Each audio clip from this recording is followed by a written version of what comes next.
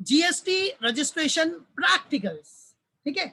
सो देखो एग्जाम का ही क्वेश्चन है आपका, ठीक है। देखो कंचन स्टार्टेड बिजनेस इन अप्रैल 2017, ये जब एग्जाम में आया था तो अप्रैल 17, इधर आपका अप्रैल 2020 कर लेना। Here what April 2020, find out from which month she will be liable for registration and to pay GST as per the provision of GST Act, give reason। okay, तो ये 2020 हो जाएगा बेटा, याद रखो, ठीक है। परचेजेस दिया है आपको, सेल्स दिया है, अप्रैल टू जून का सब परचेज दिया है, टैक्सेबल परचेज दिया है, टैक्स फ्री परचेज दिया है, टैक्सेबल सेल्स है, टैक्स फ्री सेल्स है, अप्रैल टू जून, फिर जुलाई अगस्त सितंबर अक्टूबर नवंबर दिसंबर। ओके, सबसे पहली बात तो क्या याद रखो, अभी देखो इधर स्टेट दिया है, क्या कौन सा स्टेट है, is there any information about the state is given, no. तो सबसे पहली बात, अगर स्टेट का इंफॉर्मेशन नहीं है तो समझ जाने का कंचन नॉर्मल स्टेट में है, नॉर्मल स्टेट से बिलोंग करती है, ठीक है, नॉर्मल स्टेट। और नॉर्मल स्टेट का आपको अच्छे तरीके से याद होगा मैंने क्या बताया है, फिर भी आपको शेयर कर देता हूँ, लास्ट लेक्चर में बताया ही था मैंने काफी अच्छे तरीके से।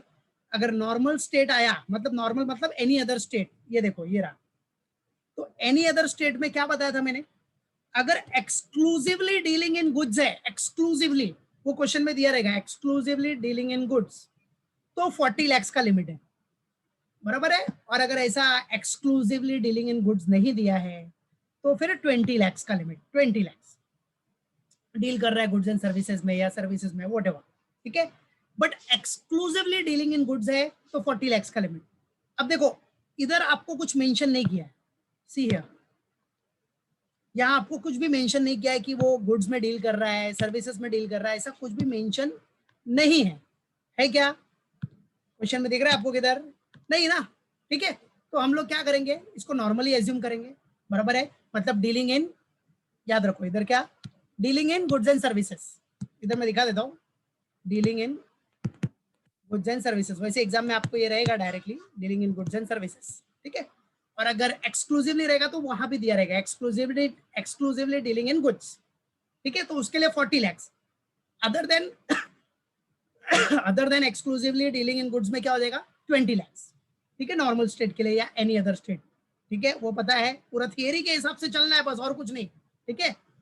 चलो, तो ये पूरा अपना क्वेश्चन है। अब इसी के बेसिस पे अपने को देखना है कि भाई कभी आपका लिमिट 20 लाख के ऊपर क्रॉस होगा, जब भी आपका लिमिट मतलब एग्रीगेट टर्नओवर का लिमिट 20 लाख के ऊपर जाएगा तो you are liable to get the registration, that's it, बराबर है। तो उसके लिए हमको कैलकुलेट करना पड़ेगा, सॉल्व करना पड़ेगा। So let's get ready everyone to solve it, step by step पूरा हम लोग दिखा के सॉल्व करेंगे विद रीजन के साथ, विद उसका जो भी रूल्स है।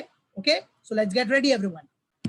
सो directly let's solve the question, ठीक है। तो अब सॉल्व करने के लिए सबसे पहले आ जाओ, step by step we will going to show it. See first one, first हम लोग दिखा देते हैं, if no information,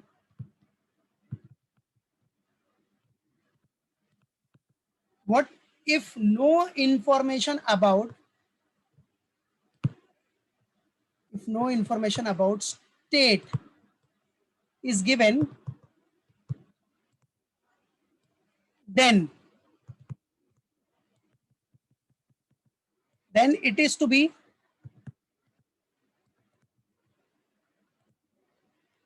then it is to be treated as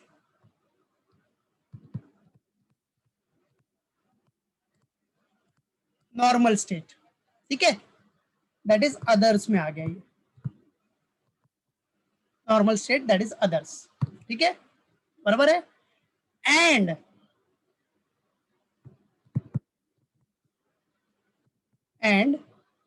Kanchan is what, liable, Kanchan is liable to get registered, बराबर है, Kanchan is liable to get registered under GST, बराबर है, if her aggregate turnover,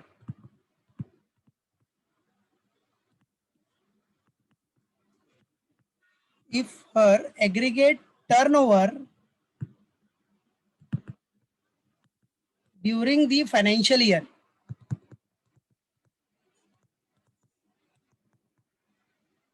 during the financial year exceed rupees what, exceed rupees 20 lakhs। और क्या assume किया हमने कि वो किस में डील कर रही है, देख रहे हो ये वाला case, dealing in goods and services, ठीक है,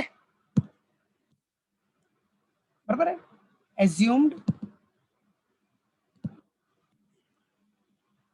दैट इज डीलिंग इन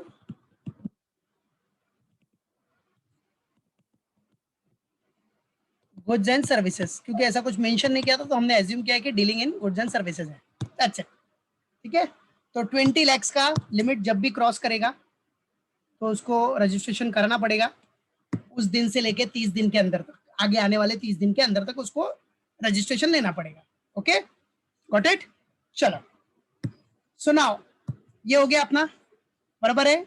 अब दिखा देते सेकंड वाला, सेकंड सिर्फ समझाने के लिए कि भाई एग्रीगेट टर्नओवर, अभी जो एग्रीगेट टर्नओवर होगा, aggregate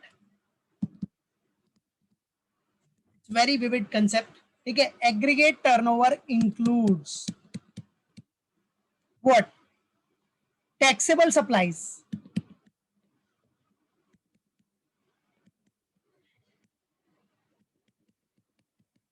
aggregate turnover include taxable supplies, that is what, taxable sales, taxable supplies means what, taxable sales,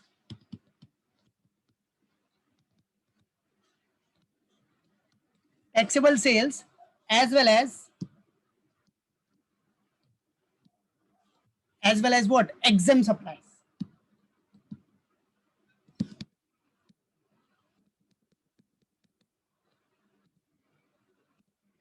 as well as exempt supplies, बराबर है, that is tax free sales।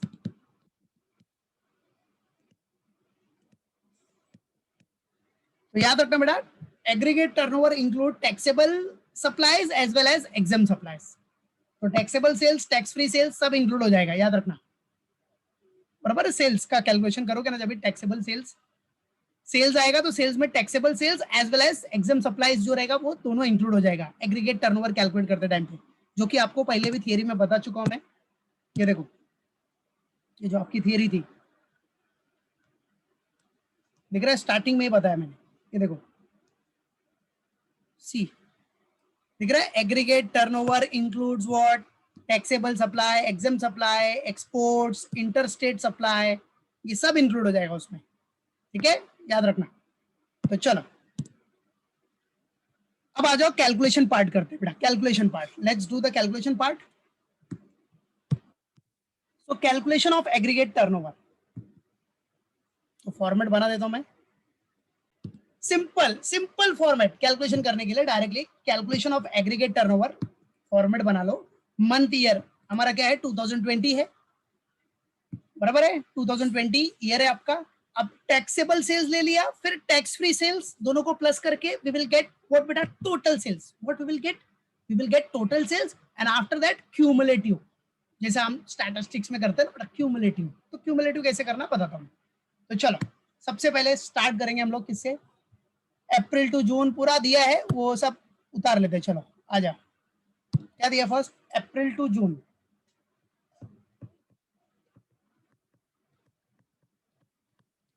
April to June है,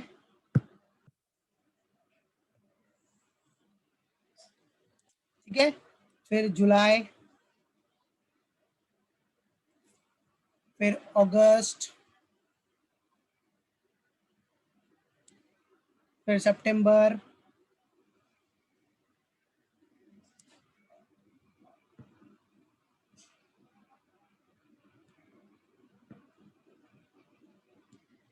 ठीक है, सितंबर के बाद अपना आ जाएगा अक्टूबर,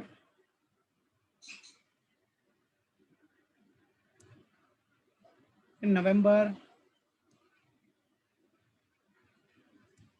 ठीक है, तो जून जुलाई अगस्त सितंबर अक्टूबर नवंबर फिर दिसंबर, लास्ट पे टोटल कर देंगे। चलो तो अप्रैल टू जून हो गया, फिर उसके बाद अपना आ जाएगा जुलाई, जुलाई 20, जुलाई के बाद आ जाएगा अगस्त 20, फिर अगस्त के बाद आ जाएगा सितंबर 20, फिर अक्टूबर 20, फिर नवंबर 20, फिर दिसंबर 20। ठीक है, चलो अभी आ जाओ taxable sales. Taxable sales you can see here in the question, taxable sales और टैक्स फ्री सेल्स। आ जाओ देख लो, ये आपका 2020 हो जाएगा बेटा।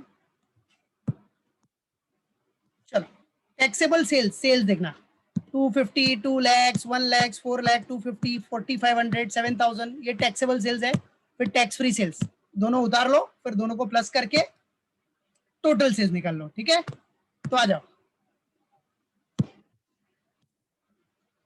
चलो टैक्सेबल सेल्स में आ जाओ। पहला क्या है, 2,50,000, 2,50,000, then 2 lakhs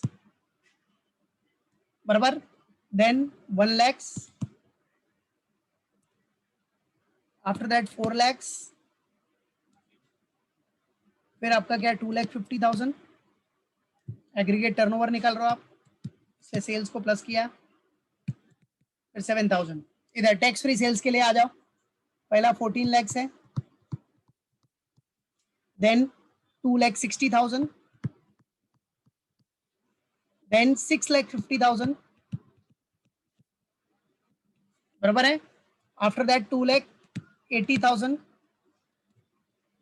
then 7,50,000, then 3,26,000 and then 84 बराबर है।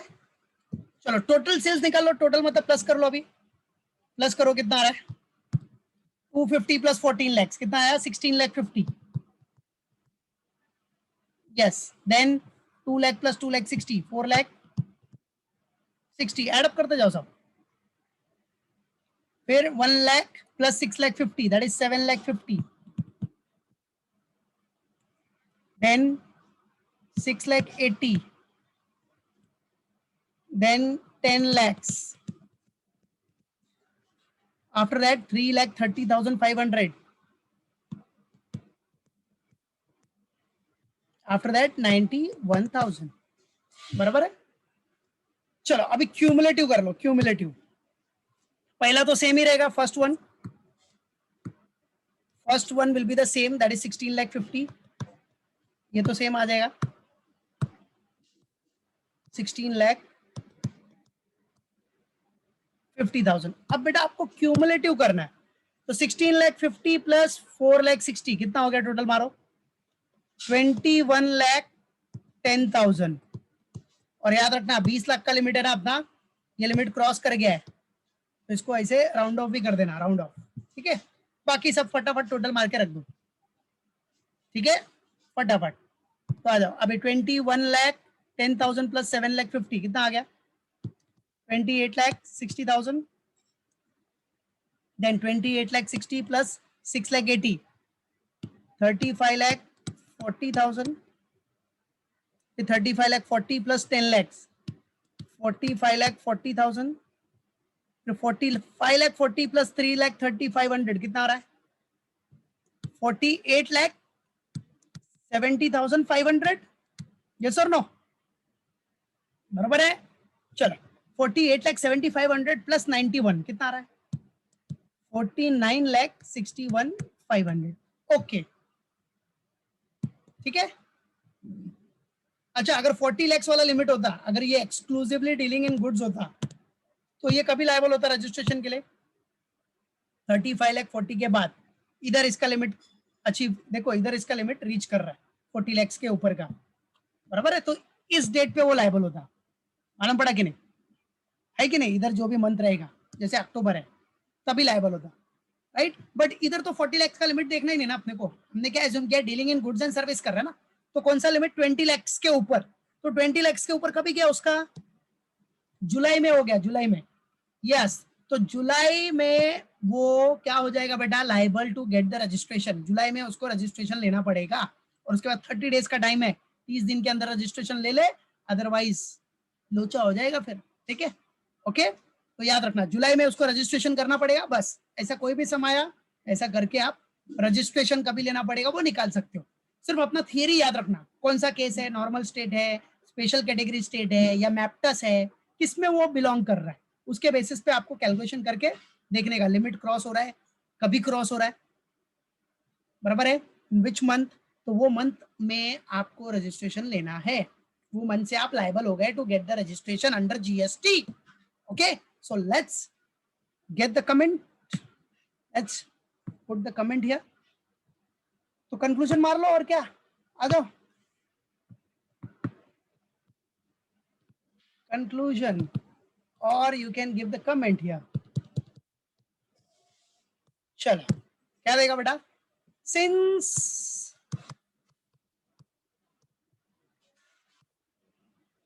क्या बेटा, since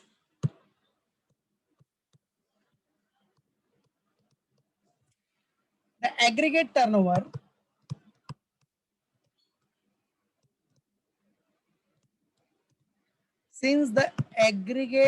turnover right exceed rupees what, 20 lakhs, exceed rupees 20 lakhs in the month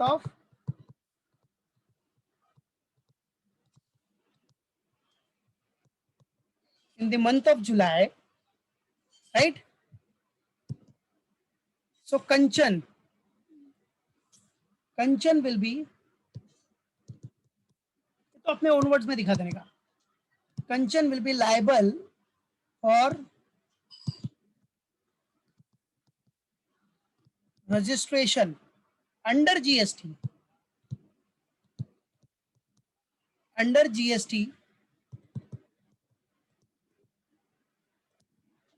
in the month of